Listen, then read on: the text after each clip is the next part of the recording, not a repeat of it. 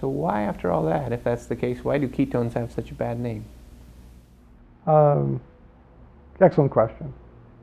And it probably stems from the fact that one of the first victories of what modern medicine, when physicians stopped being empiricists and started doing research, one of the first victories of modern medicine was discovering insulin and learning to treat the childhood onset, what we used to call childhood onset or type 1 diabetes. That's a type of diabetes where the body doesn't make insulin.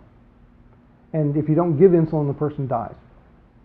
And when you have a type 1 diabetic who hasn't gotten insulin for a couple of days, their body goes out of control. They make ketones way out of proportion to what the body can use. And they go into what's called ketoacidosis. And they develop very high levels of ketones in the blood.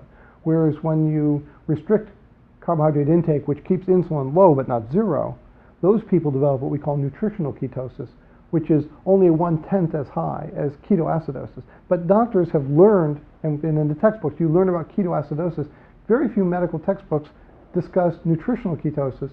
So most doctors, dietitians, and nurses, when they hear the word ketone, they think disease, they think imbalanced metabolism, and that's why I think the bad name persists in the face of very sound evidence that nutritional ketosis is a controlled metabolic state with many beneficial effects.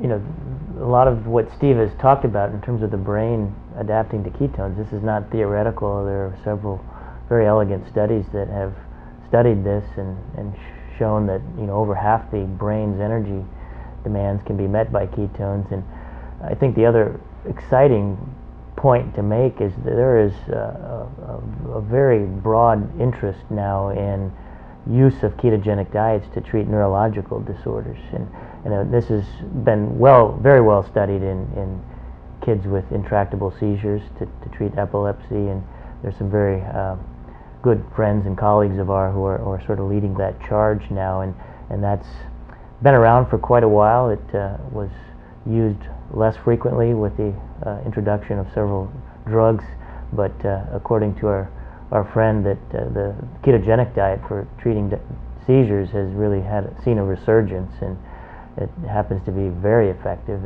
especially in kids who may be non-responsive to drugs.